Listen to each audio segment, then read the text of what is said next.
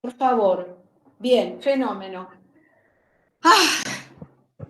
Se está Chicas, grabando la llamada. bueno, etiopatogenia. ¿Por qué etiopatogenia? Porque lo que vamos a ir viendo es, cuando nosotros hablamos de patogenia, estamos hablando de alteraciones mecánicas de los músculos estomatognáticos. Pero nosotros vamos a ampliar el conocimiento y la etiopatogenia va a ver, vamos a ir mirando la alteración de la mecánica de esos músculos más la alteración neurológica. Y ahí es donde vamos a darle mucha importancia porque eso es lo que estamos, la cantidad de pacientes que están entrando, ¿sí? Bueno, entonces, vamos, algunas cosas las voy a dar a vuelo de pájaro porque venimos muy mal con el horario, y después hay partes que van a dar mis compañeras. Así que yo, para que quede todo en el aula virtual, van a tener toda la información por escrita, pero voy a ir un poco rápido las primeras filminas. ¿Les parece? Bueno, vamos, arranco. Nosotros, patología que vamos a ver, que nos va a tratar, que nos van a dar disfagias o alteraciones deglutorias, hay desórdenes de tipo mecánicos, neurológicos, cognitivos, inmunológicas, enfermedades inmunológicas y enfermedades infecciosas. Bueno, todo eso pretendo desarrollar. Vamos a ver. Bien, desórdenes de tipo mecánico, ¿sí? ¿Qué vamos a tener acá? Bueno, esto está porque yo lo había planteado para que después volvamos, porque como es muy largo el power, para que no nos perdamos. Mecánicos. En general, en los mecánicos, el que aparece más frecuentemente es el divertículo de Senker. ¿Qué es un divertículo? Es una pared de un músculo muy débil, ¿sí? Y que se abre, y en esa parte donde se abre, se queda mal formada la pared, lo que está pasando es que puede ingresar alimento, ¿sí?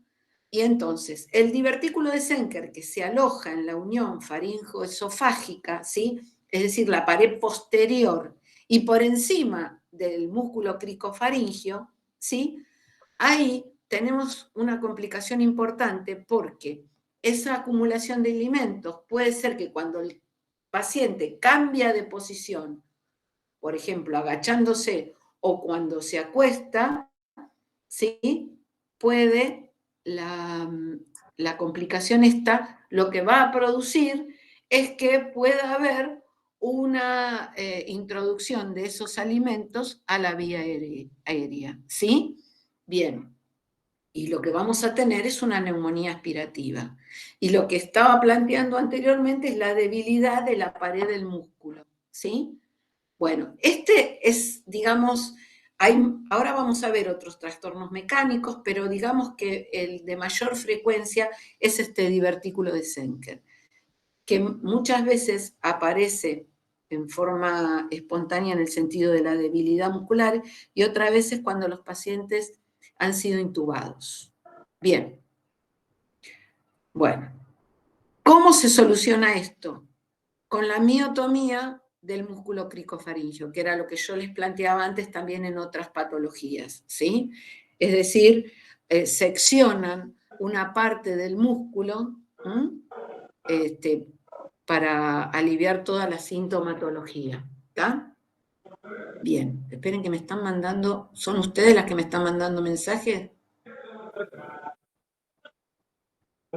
Sí, me están mandando, me estaban preguntando, porque consulté a gente más tecnológica que yo y me estaban dando posibles soluciones, pero ya está, ya lo solucioné. Bien, entonces, los divertículos, trastornos mecánicos. Trastorno mecánico es porque hay algo que ocupa un espacio que no tiene que estar. Entonces, ahí hay complicación en la sincronía que veníamos hablando. Bueno, estos divertículos, que por ejemplo puede ser en Senker, también hay muchos divertículos en la parte intestinal, van a producir regurgitación. Otro trastorno mecánico muy frecuente es la hernia hiatal, es decir, hay una parte del estómago, ¿sí?, que sobresale, que se va dentro del tórax y empuja el diafragma hacia arriba, ¿sí? Eso en general también nos va a producir una alteración de tipo mecánica, pero también en general va acompañado del reflujo gastroesofágico. Después, otros trastornos mecánicos son los tumores in situ, el de laringe, que por ahí hay que hacer una hemilaringectomía, depende del territorio que abarque ese tumor, o una laringectomía total. De esto de tumores voy a hablar muy poco porque van a tener, a falta de dos clases, de paciente oncológico que lo va a dar Ana Belén. Solamente menciono, el glioma es el tumor más frecuente primario que se origina en el cerebro, en el tejido glial, ¿sí? Que es complicado porque lo que va a hacer es, esperen que me están mandando, disculpen, me están mandando mensaje por el tema este de que no se podía compartir, y les voy a poner, bien, ahí está, perfecto. Bueno, ¿qué pasa con este glioma? Es un tumor bastante frecuente y se da en gente joven.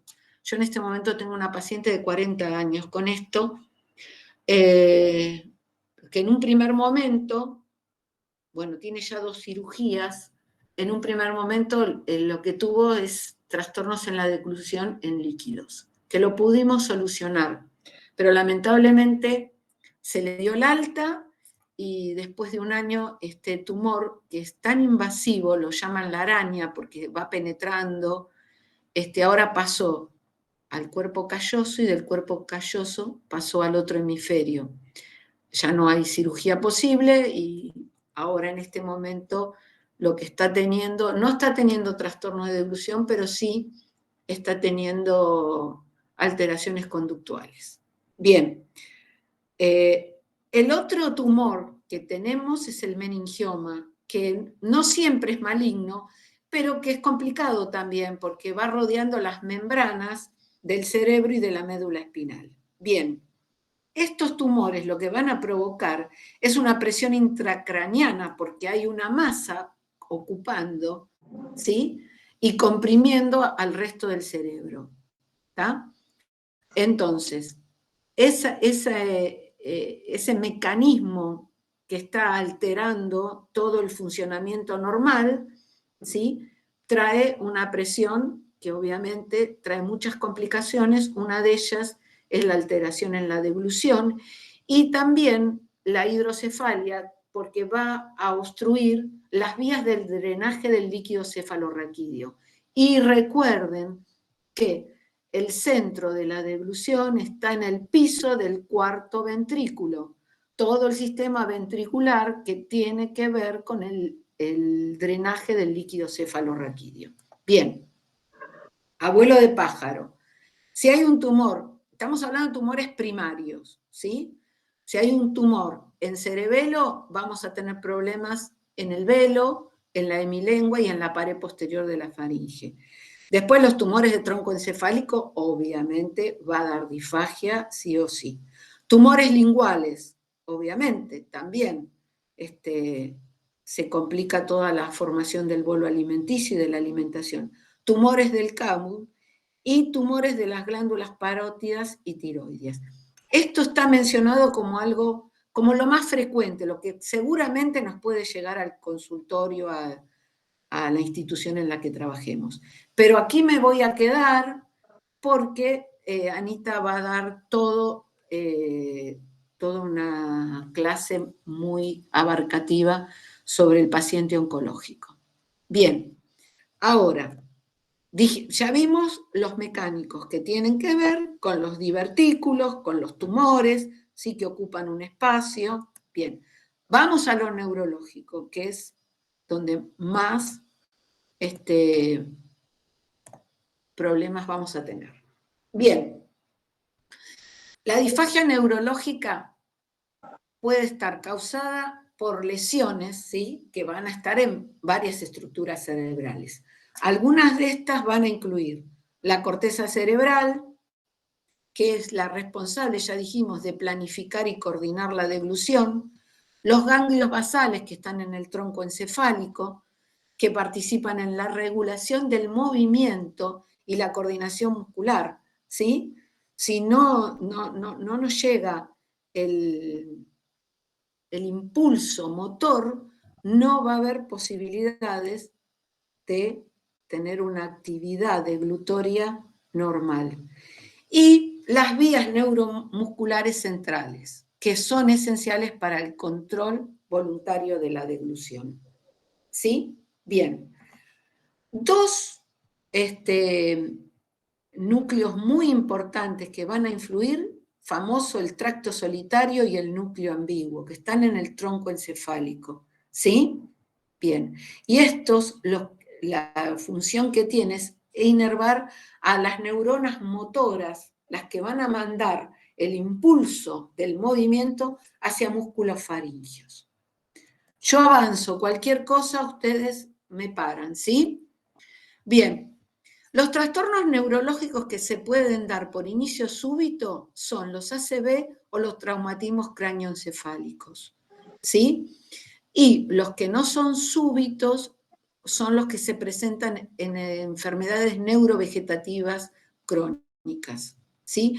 Que en principio aparecen no inmediatamente, aparecen otra sintomatología y después aparecen los trastornos de deglución, que ahora voy a avanzar y los van a ver más en detalle, ¿sí? Bueno, otros problemas médicos muy comunes como la diabetes, ¿sí?, que después vemos algo de esto, no, de la artritis reumatoidea, las anomalías anatómicas de cabeza y cuello, ¿sí? Y por último, los pacientes que padecen demencias también van a tener trastornos de deglución. Bien, las disfagias neurológicas, estadísticamente, de otros países, porque lamentablemente nosotros no tenemos mucha información, porque no llevamos estadísticas, ¿sí? Hablan de que alrededor del 50% de la población que está en asilos o instituciones, ¿sí?, están más complicados y perduran que los pacientes que están en unidades críticas, que presentan menor porcentaje. Una, en unidades críticas como la que está Valeria Ton, porque tienen un buen manejo del paciente crítico. Pero lo que yo veo, y que ya se los comenté antes, es el modo que tienen las enfermeras o los acompañantes en cómo le dan la comida a estos viejos. No respetan que el adulto mayor tiene unos tiempos más enlentecidos por los cambios anatómicos que provoca la vejez, que después en otro momento, si quieren, lo hablamos. ¿Sí? Bien, a ver, avanzo. Bueno, otra prevalencia tiene que ver con las causas neurológicas de inicio súbito versus los pacientes que tienen enfermedades neurovegetativas. Los pacientes que por ACV generalmente, que presentan disfagia, que generalmente predomina la disfagia en consistencias líquidas, van a tener mejor posibilidades de rehabilitación que obviamente los que tienen una enfermedad biotrófica o neurovegetativa, que son enfermedades que sabemos que van avanzando y van complicando todas las funciones. Bien, las formas que podemos ver en el adulto neurológico. Las secuelares, ¿qué significa secuelares? Que el paciente tuvo un ictus, tuvo algo, y como secuela quedó un trastorno en la deglución. En general, las que vienen por secuelas son las enfermedades vasculares, las enfermedades tumorales, las traumáticas y las infecciosas.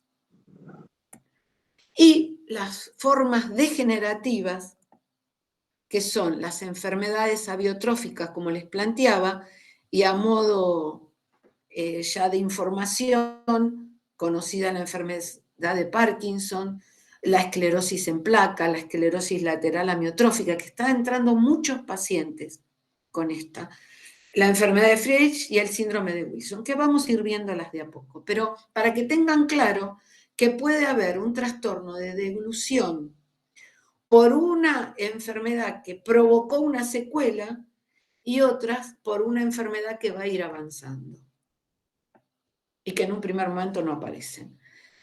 Tenemos entonces en las secuelares los ACV, los traumatismos cráneoencefálicos, ¿sí? Y la patología infecciosa. Y después tenemos las enfermedades degenerativas que las vamos a desarrollar, ¿sí? Bien, a modo de tener información, ¿sí? Patología vascular. Las principales causas. La isquemia. La isquemia que va a provocar una trombosis o una embolia. La isquemia, hay una reducción del flujo sanguíneo, ¿sí? Y hay pérdida del tejido.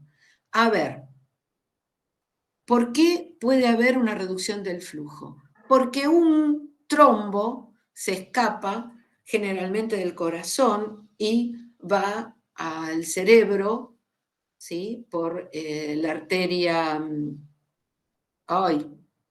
perdón, la arteria silviana, ¿sí? Que recorre el 80% del cerebro llevando toda la irrigación sanguínea, ¿sí? O por una embolia también, una oclusión, ¿sí? De la pared arterial, ¿sí?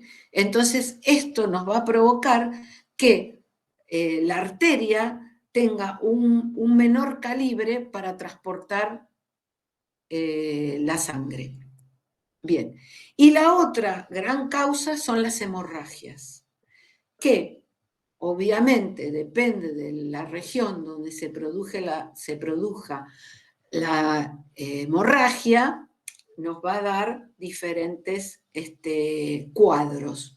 En general, la patología más prevalente para una hemorragia es la hipertensión arterial, pero también puede haber ruptura de aneurismo, una persona que tiene este trastorno y que nunca se vio, ¿sí? Una malformación arteriovenosa y los traumatismos cráneoencefálicos. Bien. Esto vamos a tener, y lo vamos a ver así, rápido, los tipos de ACV. Un accidente isquémico transitorio que no dura más que 24 horas y que afortunadamente no deja secuelas, ¿sí?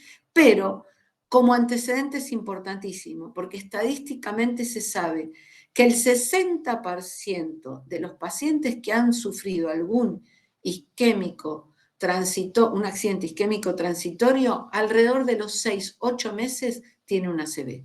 Entonces, esto es re importante porque esto se puede prevenir. O sea, teniendo este antecedente se puede prevenir una ACV.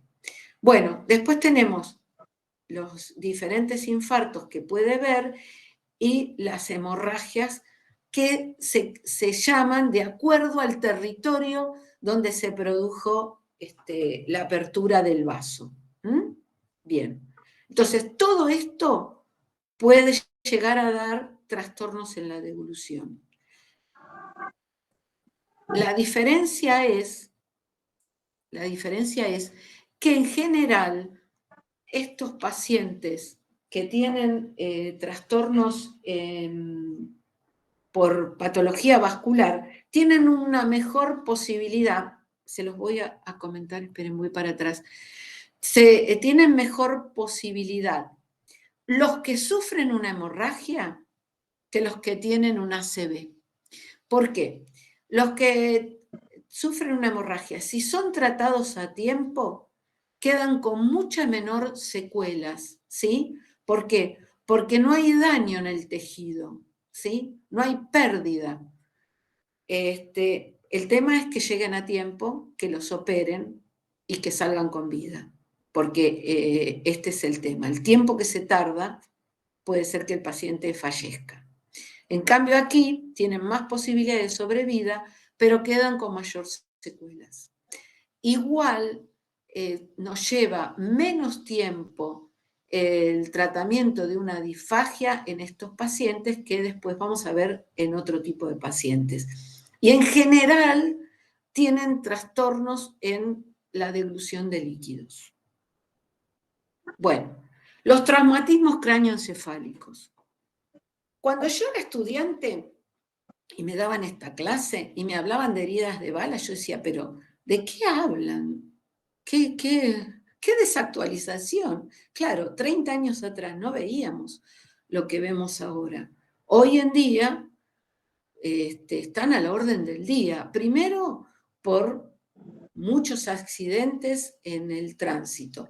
Aquí en Cava, todos los fines de semana hay accidentes.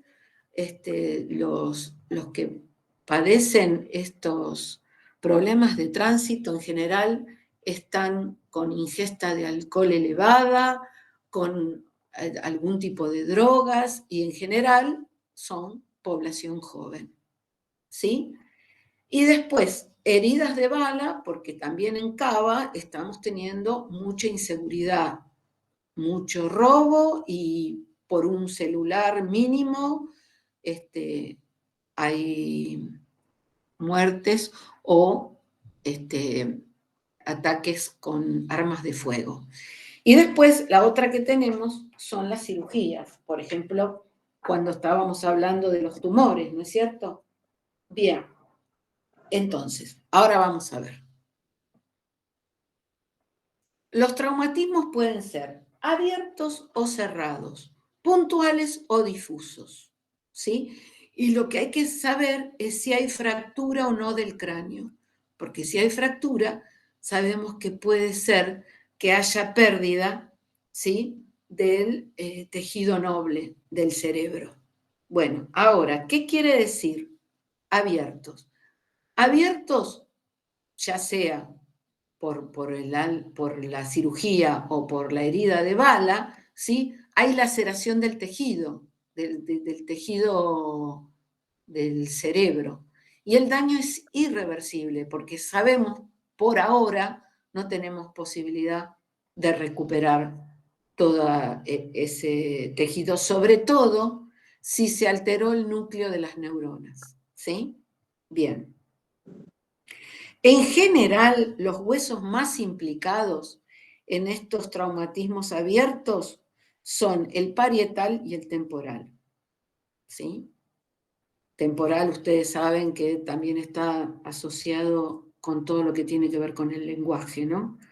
Así que a nosotros no nos llegan estos pacientes. Bien. Como ya les dije, puede ser por quirúrgicos y los no quirúrgicos tienen que ver con el traumatismo cráneoencefálico cerrado. ¿Cuál es el cerrado? El que tiene que ver con los golpes, con, por ejemplo, un accidente de tránsito donde la cabeza golpeó y el problema es el golpe que recibe ese cráneo trae problemas, pero el mayor problema es cuando, debido al golpe, el cerebro se desplaza hacia el polo opuesto y ahí es donde trae complicaciones muy importantes a nivel cerebral. ¿Sí? Bien. También dijimos que podían ser puntuales. Van a dar son circunscriptas y selectiva la zona, ¿sí? Y en general tienen que ver con zonas hemorrágicas, el cerebro se edematiza, y estos pueden ser golpes o heridas de bala. Son puntuales. Y los difusos son los provocados por una superficie de choque amplia, que es lo que yo les planteaba, un golpe muy fuerte que lo que complica es el golpe, pero lo peor es el contragolpe. Cuando el cerebro se desplaza hacia el otro lado, ahí seguro hay secuela. Bien, entonces, ¿cuáles son las complicaciones que podemos tener en estos traumatismos? Las primarias, el primer síntoma que va a aparecer puede ser la hemorragia intracraneana o el edema, donde todo este cerebro actúa en conjunto y no puede realizar ninguna función, porque sabemos que cuando el cerebro se edematiza, aparece la mayoría de las funciones alteradas. Cuando se provoca a lo largo del tiempo la restitución de todo este edema, ahí recién vemos las secuelas que van quedando. Y las complicaciones secundarias va a ser, a raíz de este edema, va a haber una presión intracraneal, y si esta presión intracraneal no se la trabaja rápidamente, lo que va a provocar es hipoxia. No va a llegar oxígeno ni nutrientes a ese cerebro y obviamente va a quedar una alteración muy importante neurológica. ¿Sí? Como verán, depende de lo que pase aquí, esto nos va a dar disfagia o trastornos de deglución. De esto sospecho que Valeria Ton tiene bastante información porque en el centro donde trabaja ella, yo vi, porque fui a atender a algún que otro paciente, vi que hay muchos chicos jóvenes con esto. ¿Sí? ¿Vale? ¿Estás? Estoy, Bueno, sí, exactamente. es así, ¿no es cierto? Es así. Claro, está. Bien, ¿querés compartirnos rápidamente así si tienen más trastornos en la deglución de líquidos como en sólidos o es indistinto? No sé, no venía siguiendo exactamente, pero generalmente de líquidos los TEC tienen lentificado el mecanismo. Generalmente una latencia en el inicio, entonces suelen tener menos tiempo de reconfiguración de la vía aérea. Gracias, amor. Me lo imaginaba, pero quería que lo dijeras vos que tenés mayor experiencia en esto. ¿Sí? Bien, gracias. Bueno, siguiendo con lo neurológico, llegamos a las enfermedades abiotróficas.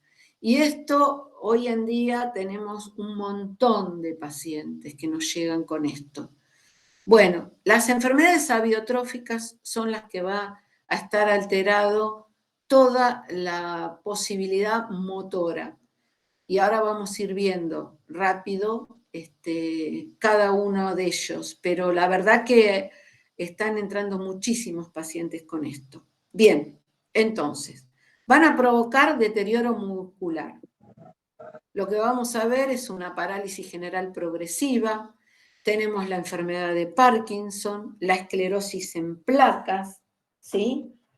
La esclerosis lateral amiotrófica. Esta se hizo famosa a nivel público por el tema del senador Bullrich, Esteban Bullrich, que además de padecer la enfermedad, les cuento, porque tenemos contacto con la fundación, ellos crearon una fundación y están ayudando mucho a los pacientes, sobre todo los pacientes del interior, para realizar los trámites para que les cubran, porque esta enfermedad necesita de mucho sostén y obviamente de mucho insumo económico. Y la fundación está trabajando mucho, ayudando a todos los pacientes que tienen esclerosis lateral amiotrófica. Y me gustó porque están trabajando también no solo en Cava, sino con pacientes del interior. Ustedes que son del interior, bueno, googleen y métanse en la fundación, van a ver que están haciendo un trabajo importante en cuanto a sostén y ayuda. Bien. Tenemos la enfermedad de Wilson, que ya la mencioné, y la ataxia de Friedreich. Estas enfermedades, ahora vamos a ver en detalle qué está pasando, pero las nombro porque son las más comunes, las más frecuentes que nos pueden llegar. Bien, tronco encefálico. Se va a dividir en 3 subsistemas motores. El piramidal, el extrapiramidal y el cerebeloso. De esto algo se deben acordar. Los movimientos involuntarios, los movimientos voluntarios. ¿Sí? Bueno, rápido. Para eso tenemos que hablar del concepto de neurona motora. ¿Sí? ¿Qué son las neuronas motoras? Son neuronas que son las encargadas de mandar los impulsos motores. Gracias a ellas hay movimiento. ¿Sí? Bien, entonces, para eso se necesita un potencial de acción generado, ¿sí? ¿Se acuerdan? Se abre la membrana plasmática, se forma el potencial de acción, ¿sí? Y ahí empieza a viajar el impulso nervioso hacia el músculo, ¿sí? Bien, es importante que todas las fibras de una unidad motora activada se contraigan al mismo tiempo. Y entonces eso hace que se dé la unidad básica del funcionamiento neuromuscular. Rápido, muy rápido. Hay 3 aspectos importantes para el funcionamiento de la unidad básica neuromuscular. El tamaño de esas neuronas, porque hay neuronas grandes y chicas, ¿sí? Bien. Y, por ejemplo, las chicas son las que van a actuar más sobre el territorio nuestro, la masticación, ¿sí? Los movimientos linguales, ¿está? Bien. Y las grandes tienen que ver más con toda la parte somática. Bien. La velocidad de contracción, porque estas neuronas pueden ser lentas y rápidas. Bien, no implica que si son lentas funcionan mal. No, no, para nada. Se necesita, ¿sí?, que la descarga sea más lenta o más rápida. Por ejemplo, el macetero tiene unidades motoras lentas. Y después tenemos unidades motoras tónicas y fásicas, que van a determinar también el tiempo de actuación. ¿Sí? Acá. Las tónicas se van a corresponder con las unidades motoras lentas y pequeñas. ¿Sí? Que gracias a que tienen una resistencia a la fatiga, son posibles de contracciones sostenidas. Por ejemplo, lo que hablábamos del músculo macetero. ¿Sí? Las fásicas son las que se clasifican en grandes y rápidas, porque generan contracciones más breves y veloces asociadas a un mayor desarrollo de fuerza o tensión muscular. Un peso que tengamos que cargar, una reacción rápida, nos quemamos y rápidamente reaccionamos, ¿sí? Bien. Bueno, como se imaginarán, hay neuronas motoras superiores y neuronas motoras inferiores. Las superiores se van a originar en el cerebro, en la corteza por delante y detrás de la cisura de Rolando, ¿sí?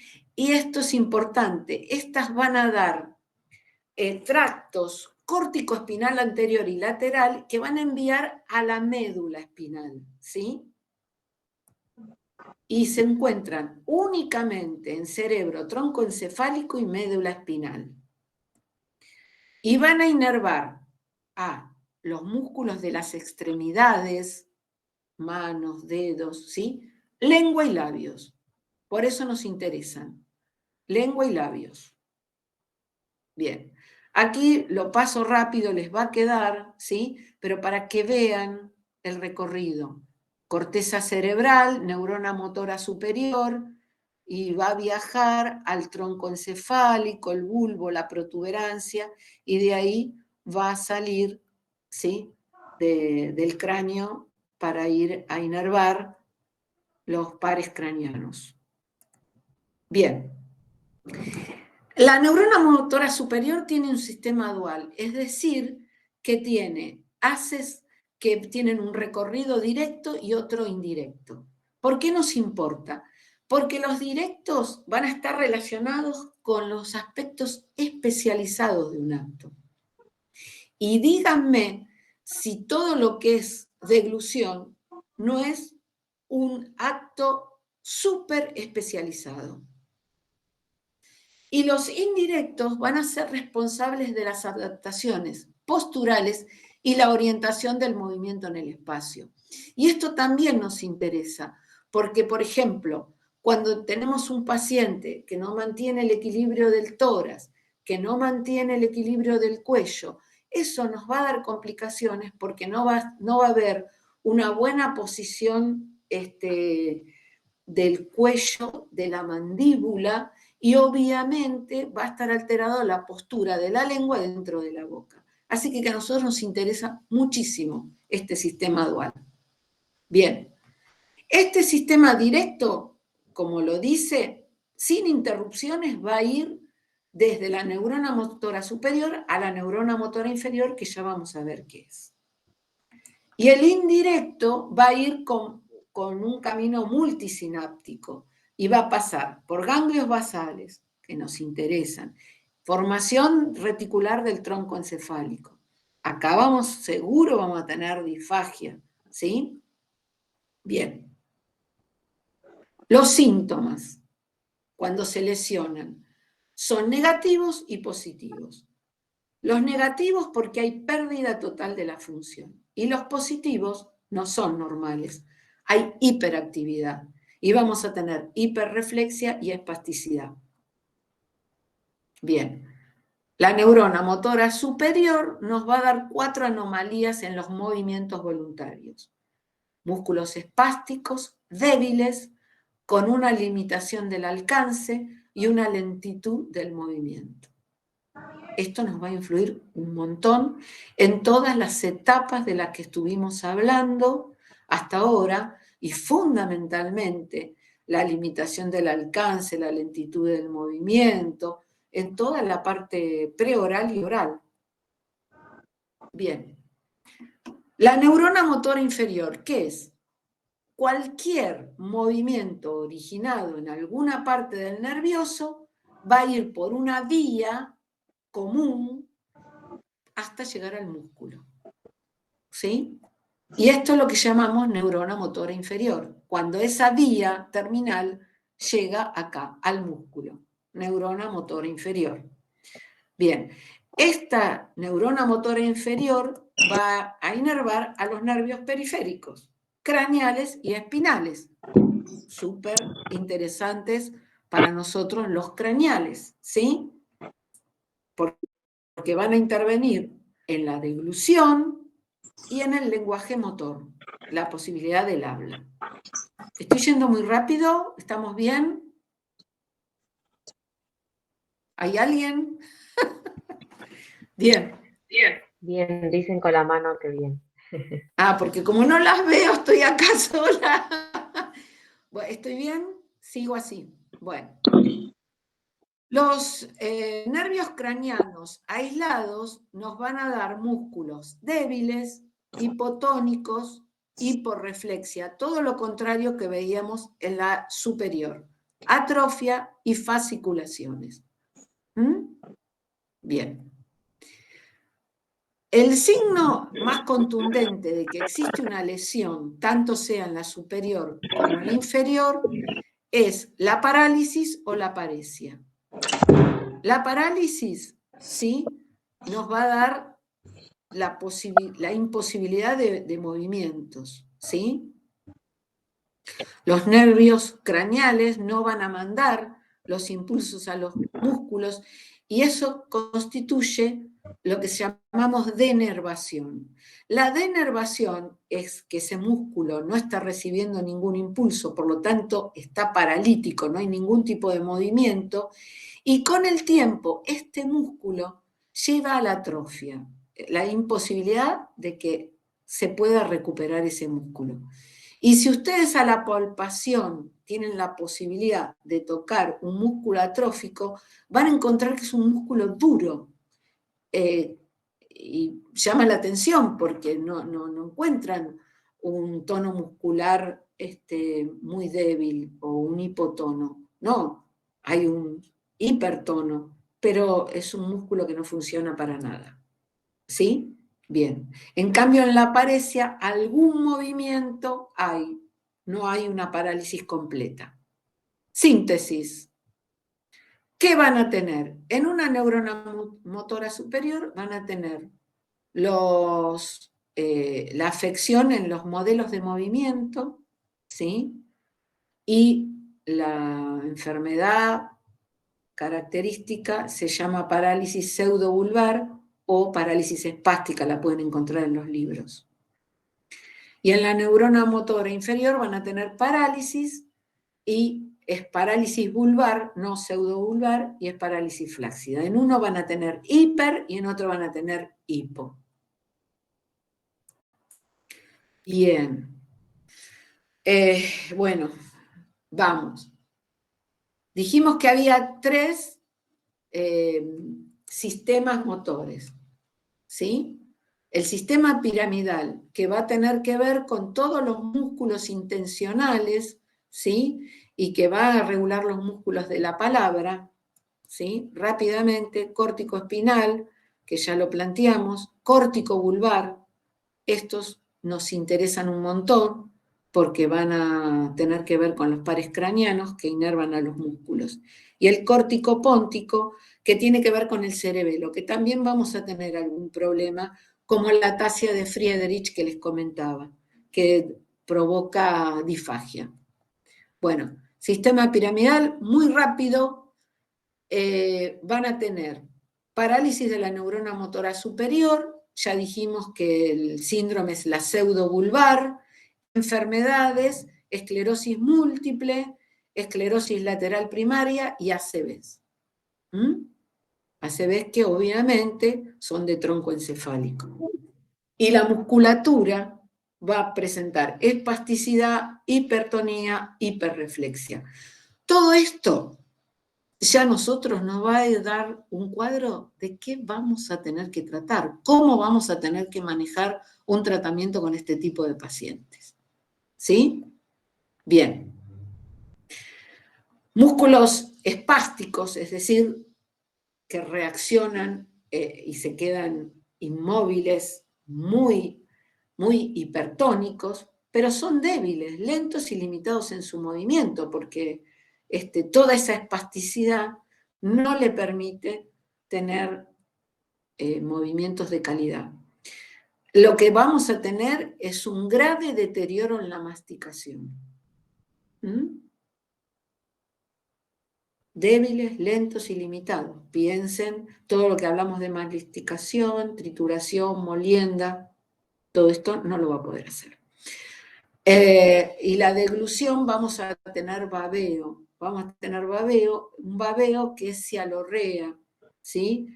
Que tiene que ver con toda la parte neurológica, ese babeo. Complicado de trabajar también.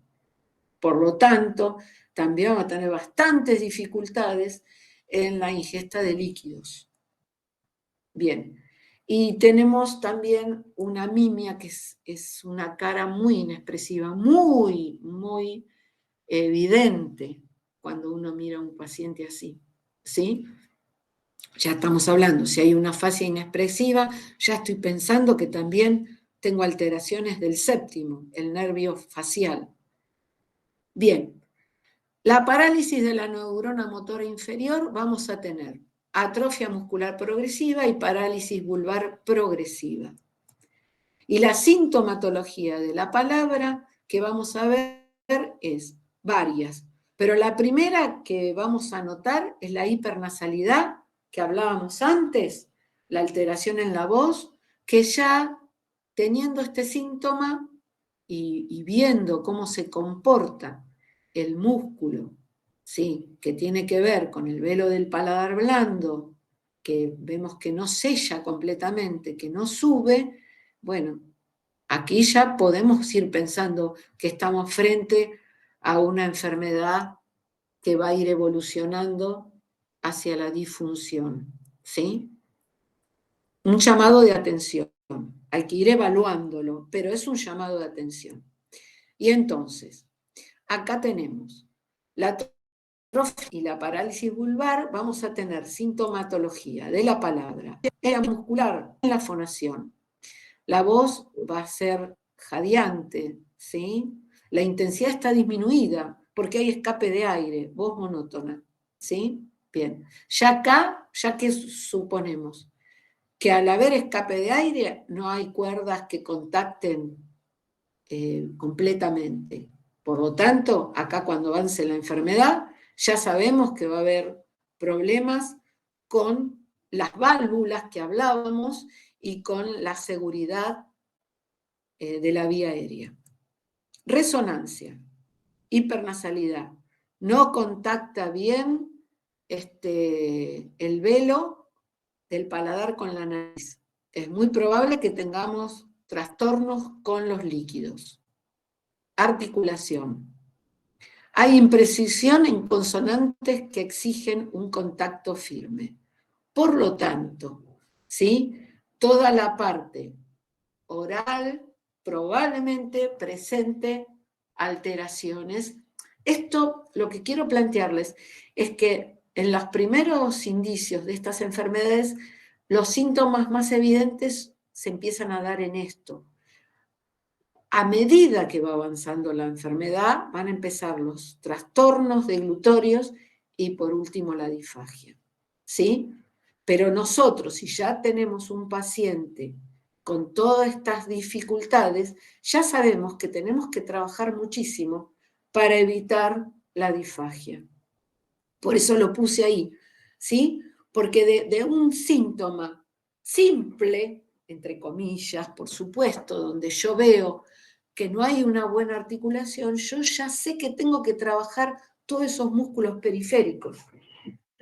El sistema estomatognático, ¿sí? Porque esto me va a llevar sí o sí a trastornos en la deglución. Bien, avanzo. Esclerosis lateral amiotrófica. Bueno, dada la hora, la voy a pasar, les queda en el aula virtual, pero quiero decirles que estamos teniendo muchos pacientes de estos, ¿sí? Y que el mayor porcentaje empieza con déficit en miembros inferiores, trastornos en la marcha, ¿sí? Pero a medida que va avanzando la enfermedad, vamos a tener problemas de disfagia.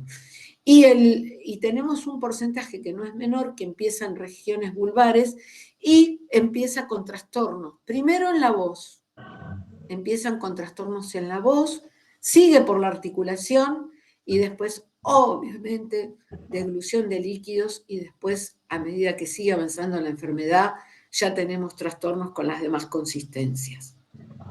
Bien. Una enfermedad muy cruel, dura un paciente 5 años, ataca a pacientes jóvenes y se está viendo que hay mayor prevalencia en regiones del Pacífico Occidental. Estamos hablando de Japón, de Tailandia, de toda esa parte. Pero igual, la otra vez hubo una reunión de la Fundación Bullrich y lo que veíamos es que están entrando muchos pacientes a tratamiento y no sabemos si es porque tenemos mayor prevalencia o porque están entrando a tratamiento, porque al difundir las posibilidades de ir, no curando, pero ir manejando un poco mejor la calidad de vida de estos pacientes, bueno, llegan más. No, como no tenemos estadísticas, no sé, hay esas dos posibilidades. Bien, listo. No sabemos la causa, no hay tratamiento. Bueno, el gran problema es la neumonía aspirativa que causa la insuficiencia. La insuficiencia respiratoria puede darse por dos cosas. Primero, porque obviamente todo el fuelle torácico y pulmonar empieza a no tener movimiento. Sí, entonces tienen trastornos con el ingreso del aire, que por supuesto eso, ellos están conectados a asistencia mecánica, respiratoria, pero también muchos ingresan ya en el final, porque ya tuvieron la neumonía aspirativa, y bueno, y fallecen porque obviamente no solo los pulmones están complicados, sino toda la parte de lo que está arriba de los pulmones, chicas, ¿cómo se llama? Tengo una anomia. ¿Alguna que me ayude? ¿No? Bien, no me sale la palabra. Bronquios, bronquios. Bronquios, eso. Ah. Sí, bronquios. Muy Che, bien, muy eso bien. lo hago para saber si están ahí. Estamos ¿Están acá ahí? con vos. Yo prendía la cámara por la conectividad y quería hablar y después me daba cuenta que no, que era al revés. Bueno, buenísimo, los bronquios. Sí, sí, muchas veces la mayor complicación es en la parte bronquial, que no responde y por más que trabajaron toda la infección pulmonar con los antibióticos y esa parte mejora, los bronquios no ayudan y terminan muriendo. No duran mucho. Una vez que entran en esto, más de 8 días no sobreviven. Bueno, listo. Bueno, lamentablemente hay pacientes que tienen muy mala suerte y pueden tener una disartria mixta, es decir, que les afectó tanto la neurona motora superior como la inferior. ¿Sí? Ahí tenemos la esclerosis múltiple y la parálisis vulvar progresiva. La musculatura que vamos a tener es debilidad, poca movilidad, movimientos lentos y con muy poco alcance. Esto es re importante porque no va a poder formar un buen bolo alimenticio. Reflejos hiperactivos que nos complican más porque, por ejemplo, el reflejo nauseoso, en vez de estar en la zona del velo del paladar blando, por ahí aparece en la mitad de la lengua, en el dorso lingual, y entonces reaccionan eliminando el alimento, entonces no puede ser dirigido, entonces tenemos problemas de nutrición, de alimentación. Bueno, y la espasticidad, siempre presente. Listo. La sintomatología, rápido. También, aquí tenemos, bueno, las voces son monótonas porque la verdad que no les da la energía como para tener una voz atractiva, con un timbre claro y todo. Tienen resonancia, estos todos tienen problemas en la resonancia. La articulación es más complicada que en los anteriores porque cada vez tienen menos posibilidad de tener un soplo expiratorio adecuado, ¿sí? Entonces tienen una emisión de frases cortas que por ahí llega a 2 palabras, no mucho más. Y aquí ya aparece afectada la deglución, sobre todo en líquidos. Bueno, extrapiramidal, rápido, ¿sí? Esto tiene que ver con los movimientos involuntarios, ¿sí? Comienza en la corteza y termina en la neurona motora inferior. Bueno, hay muchas vías, va por todos lados, ¿sí? Y lo que va a afectar son movimientos no voluntarios, que se llaman discinesias. Bueno, ¿qué vamos a encontrar en las discinesias? Temblores. Distonía, que son las contorsiones. Incoordinación motora y mioclonus, que son las contracciones. Y corea. Como verán, bien florido. Bueno, las disartrias discinéticas, estas que tienen todos estos movimientos que no responden a nada, pueden ser hipocinéticas o hipercinéticas. ¿Qué vamos a ver en la hipocinética? El temblor. El temblor que aparece, la rigidez, que es una contracción involuntaria, y en la hiper vamos a tener tremor, distonía y corea. Y ahora vamos a ver qué patologías. En la hipocinética, lo que está alterado, perdón, la sintomatología se va a dar en la musculatura oral. Hay mucha lentitud en movimientos, labios y lengua, ¿sí? Entonces ya sabiendo esto, ya saben por dónde hay que empezar el tratamiento. La enfermedad más común es el mal de Parkinson. Esto lo leen porque iba a hablar del mal de Parkinson, pero estamos muy atrasadas. Cualquier duda, me preguntan, ¿sí? Pero es importante este último renglón que tiene que ver la lentitud, la bradicinesia, la lentitud de esa musculatura oral y faríngea, y el babeo. El babeo que presentan no es porcialorrea, la que comentábamos, que tiene que ver bien, que viene de corteza y de sistema nervioso central, sino porque justamente por esta bradicinesia en los músculos de los labios y la lengua, no degluten bien la saliva, con lo cual aquí ya saben por dónde tienen que empezar a trabajar. Por eso a veces la teoría sirve mucho porque nos va ya dando, si sabemos ver y lo tenemos en la cabeza, saber por dónde empezamos, porque un tratamiento tiene que tener objetivos inmediatos, mediatos y a largo plazo. Entonces es importante tener criterio para determinar cuál es el objetivo inmediato, cosa que no todo el mundo lo tiene. Bueno, lo de Parkinson no me interesa. Me voy a las disartrias hipercinéticas, mucho movimiento. El sujeto presenta temblor en todo momento. Y los músculos de la laringe van a presentar un tremor. Un tremor es un ruido que se produce en la laringe, un ruido muy feo, cavernoso, ¿sí? Yo tuve un paciente con esto, son patologías muy severas, ¿sí? Hay patologías genéticas y puede aparecer en el ECNE adulto, si es que llega a una adultez importante.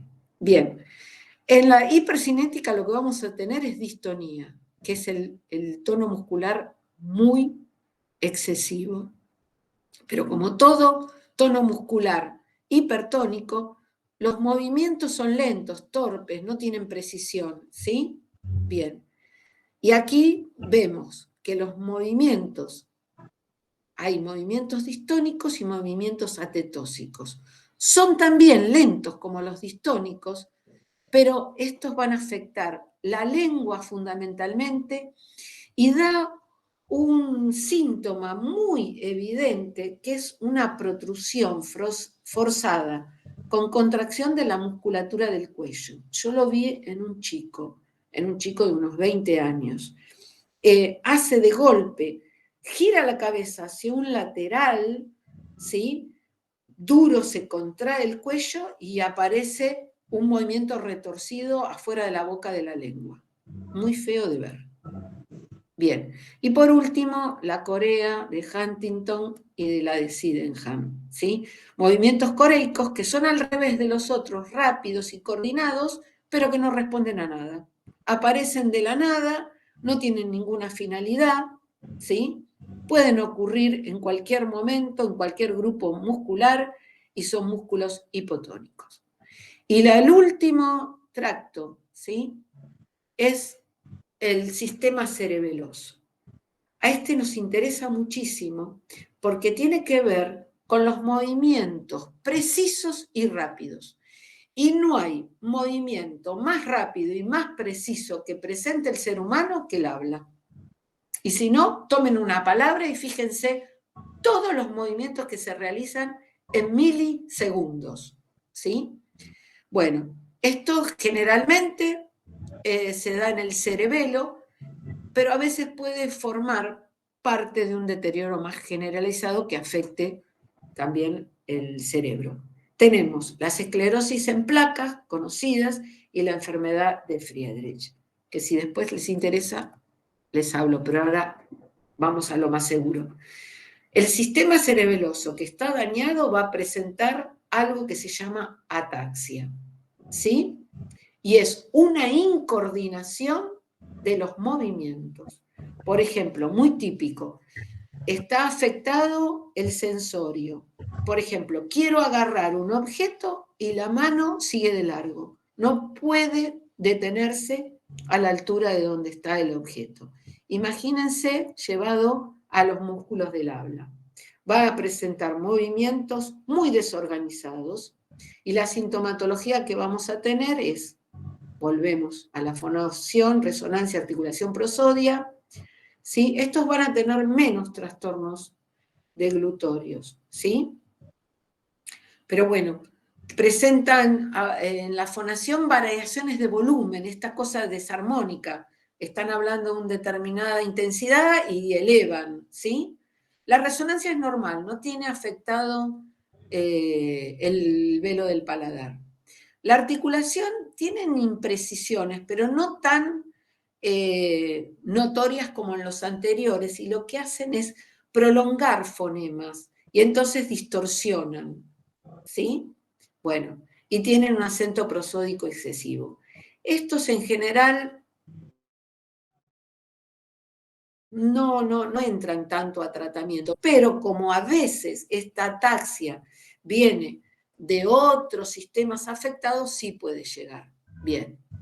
Y después estos ya los dejo porque estamos en la 1-5. Las demencias, ¿sí? Que las demencias también son pacientes que van a entrar, pero que en general el trastorno que tienen, bueno, las enfermedades por excelencia de las demencias son la enfermedad de Pick y Alzheimer, ¿sí? Que lo que en general pierden es la coordinación. Tienen el alimento y no saben qué hacer. Pero si uno los ayuda desde el exterior, dándoles el plan de acción, ellos resuelven. ¿Sí? Bien. Después hay demencias secundarias por otras enfermedades, ¿sí? Que van a dar secuelas en la cognición, que las tengo desarrolladas, pero ya nos vamos. Lo que sí, al final de la enfermedad de demencia, lo que va a dar un cuadro que es afasia, apraxia, agnosia, ¿sí? Y acá es lo que yo les comentaba, como que no tienen el plan de acción. Y si uno le da el primer paso, lo pueden desarrollar. Y después el tema de que al tener toda esta agnosia, que no sienten el alimento o que no se dan cuenta, se ponen mucha cantidad. Bueno, obviamente a esta altura que la enfermedad es tan grave, necesitan de una asistencia total. Bien. Bueno, y el tipo de demencias por deterioro cognitivo pueden ser vasculares y por el mal de Alzheimer que ya planteamos. Y acá vienen las enfermedades autoinmunes musculolépticas, que díganme si sigo adelante porque son 1-5, están cansadas, lo dejo en la... Y por ahí, si nos podemos, 15 minutos nos podríamos extender, a ver, como para cerrar esta parte y que por ahí dar 5 minutitos últimos si hay alguna duda, pero bueno, no más de ese tiempo por ahí. Dale. Bueno, las enfermedades autoinmunes, ¿sí? Tenemos, en primer lugar, una que puede llegar bastante, es la poliomiositis.